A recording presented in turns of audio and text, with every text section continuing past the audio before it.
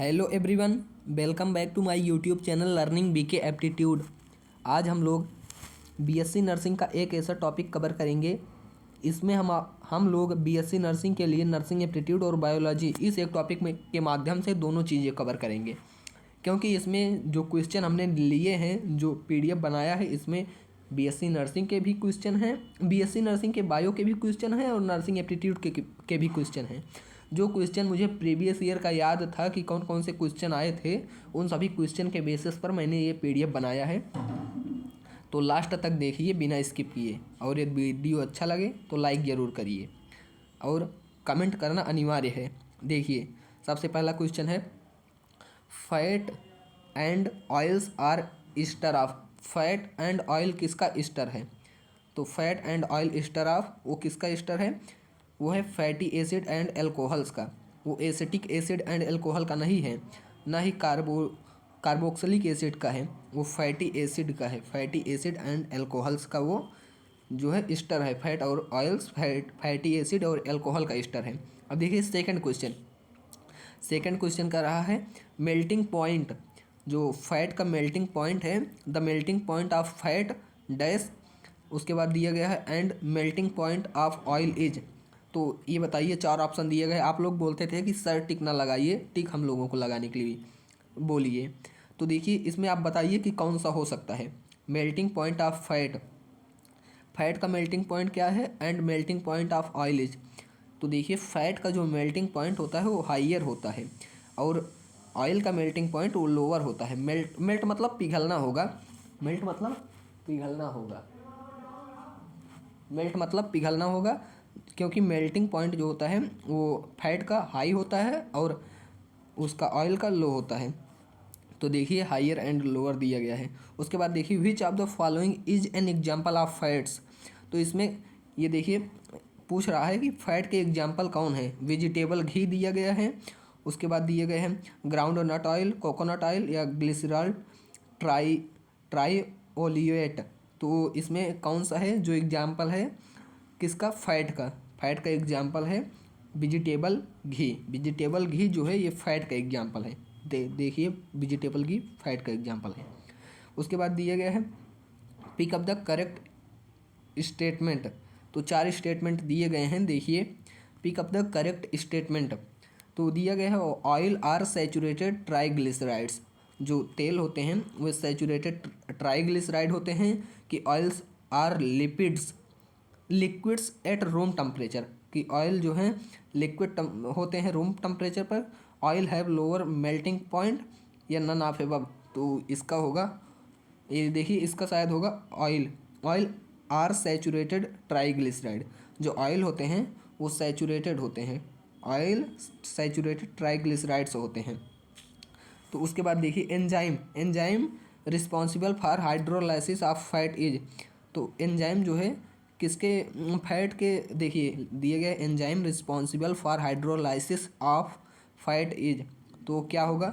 वो देखिए होगा, वो होगा लाइपेज, सी होगा इसका लाइपेज होगा, सी होगा। तो देखिए, इसका लाइपेज होगा, सी होगा। उसके बाद देखिए दिया गया है question, which of the following is suitable solvents for oil and fats. तो इसमें से कौन है सुटेबल सॉल्वेंट ऑयल और फैट्स के लिए? तो देखिए, इसमें मैं ये ऊपर इसलिए कर दिया क्योंकि ये सभी चीज़ें जो हैं सुटेबल हैं। बेंजीन भी है, कार्बन टेट्राक्लोराइड भी है, और CHCl3 ये भी है। तो ऑल ऑफ एबव हो जाएगा। उसके बाद देखिए दिया गया है स्पॉनिफिकेशन इज डन, स्पॉनिफिकेशन इज डन।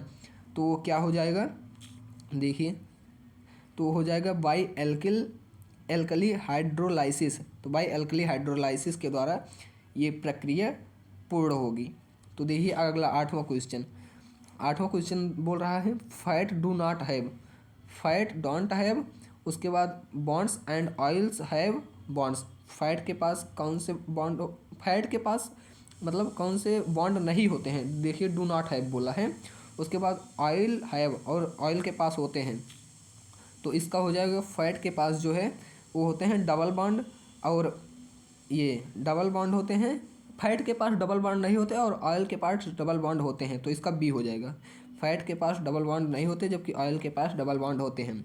उसके बाद देखिए दिए गए vegetable ghee is manufactured by, जो वेजिटेबल घी होता है आप जानते होंगे, जिसको अपने यहाँ बोला जाता है डालडा, डालडा जिसको कहते हैं, वो किसके द्वारा मैन्युफैक्चर किया जाता है। तो देखिए प्रोसेस दिया गया है, तो वो मैन्युफैक्चर किया जाता है हाइड्रोजिनेशन के द्वारा, हाइड्रोजिनेशन के द्वारा उसका मैन्युफैक्चर किया जाता है, हाइड्रोजिनेशन के द्वारा उसका मैन्युफैक्चर किया जाता है। तो अगला देखिए, अगला दिया गया है हाइड्रोजिनोलाइसिस इज अ रिएक्शन। ये देखिए केमिस्ट्री का चैप्टर अपना जो कौन सा चैप्टर है मैं अभी बता रहा हूँ, दैनिक जीवन में रसायन हो गया या पॉलीमर वाला चैप्टर, वो भी कवर करेगा ये। तो देखिए ये केमिस्ट्री भी कवर कर रहा है। तो देखिए दिया गया है hydrogenolysis is a reaction which leads to the reduction products of, तो किसका हो जाएगा, वो हो जाएगा एल्कोहल का, एल्कोहल का हो जाएगा रिडक्शन प्रोडक्ट, तो एल्कोहल का हो जाएगा। उसके बाद देखिए दिया गया है rancidity of lipids containing food is due to, तो क्या हो जाएगा, rancidity of lipids containing food is due to, तो हो जाएगा वो देखिए वो हो जाएगा oxidation of fatty acids, oxidation of fatty acid, तो उसका हो जाएगा सी का, सी हो जाएगा, ईआरा का सी हो जाएगा, ऑक्सीडेशन ऑफ फैटी एसिड।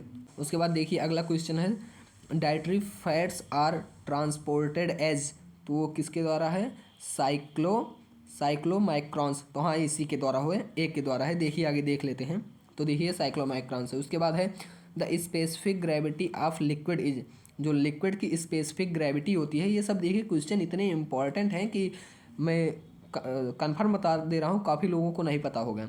जो स्पेसिफिक ग्रेविटी है लिक्विड की वो 0.8 होती है, 0.8 होती है, तो इसका बी हो जाएगा, स्पेसिफिक ग्रेविटी लिक्विड की 0.8 होती है।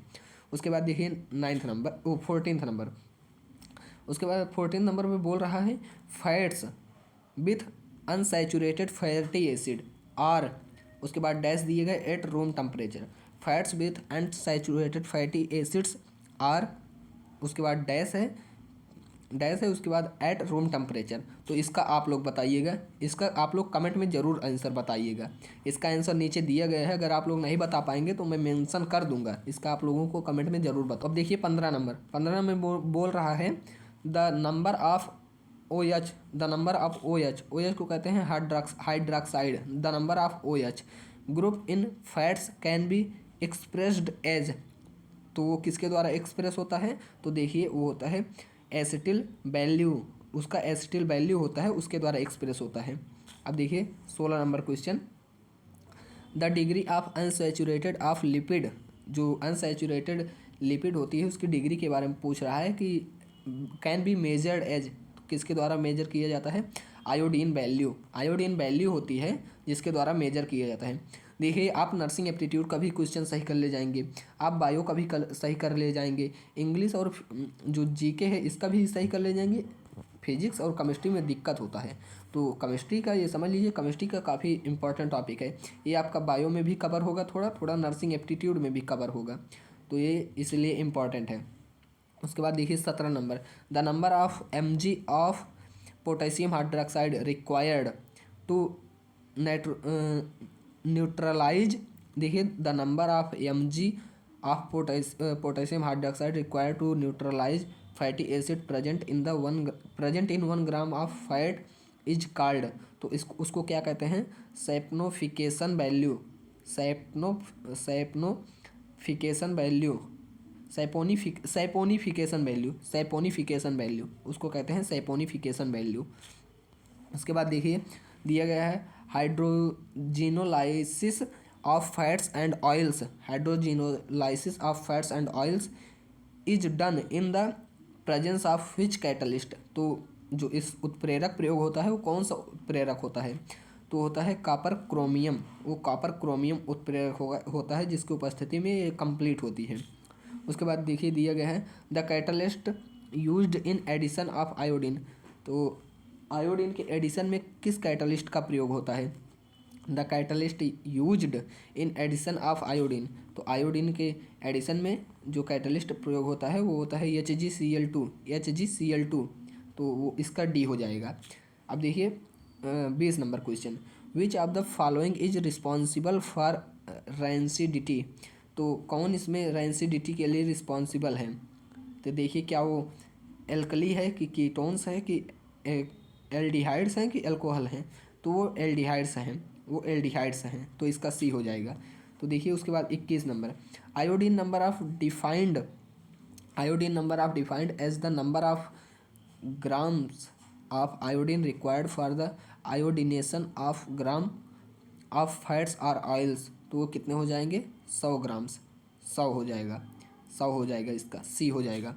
उसके बाद देखिए 22 नंबर, 22 नंबर में बोल रहा है which of the following, which of the following helps in classification of the oil into drawing, semi drawing and non drawing oils.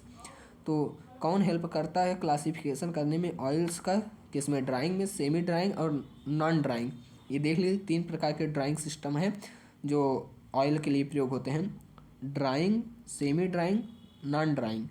तो होता है आयोडीन वैल्यू, आयोडीन वैल्यू होता है इसके लिए प्रयोग होता है आयोडीन वैल्यू। उसके बाद 23 नंबर देखिए, 23 नंबर में बोल रहा है which of the following is important in testing. तो कौन है इम्पॉर्टेंट टेस्टिंग में, which of the important in which of the following is important in testing the purity of butter and ghee।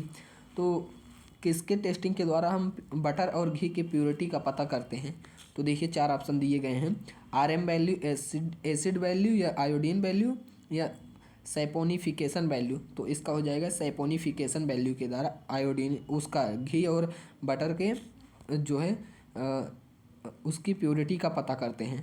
तो यहाँ पर हमारा देखिए ये खत्म समाप्त होता है। उसके बाद आप लोगों के लिए एक क्वेश्चन है, आप लोगों के लिए एक क्वेश्चन है। तो बताइए 12 मई जो 1820 है, ये तो नाइटिंगेल जी की जो नर्सिंग की जननी है उनकी मतलब जन्म दिवस के रूप में मनाया जाता है। उनकी मृत्यु कब हुई थी, उनकी मृत्यु कब हुई थी, ये आप लोग कमेंट में कमेंट करके ज़रूर बताइएगा। मृत्यु कब हुई थी, कितने तारीख को हुई थी, कहाँ हुई थी, ये सब चीज़ें आप लोग कमेंट में कमेंट करके ज़रूर बताइएगा। उसके बाद ये भी बताइएगा कि वीडियो कैसी लगी, वीडियो कैसी लगी। यदि आपको वीडियो अच्छी लगी हो तो लाइक ज़रूर करिए, उसके बाद सब्सक्राइब करिए, जिससे आप लोगों को इसी तरह डेली कंटेंट मिलता रहे, और अपने दोस्तों के पास शेयर ज़रूर करिए। धन्यवाद।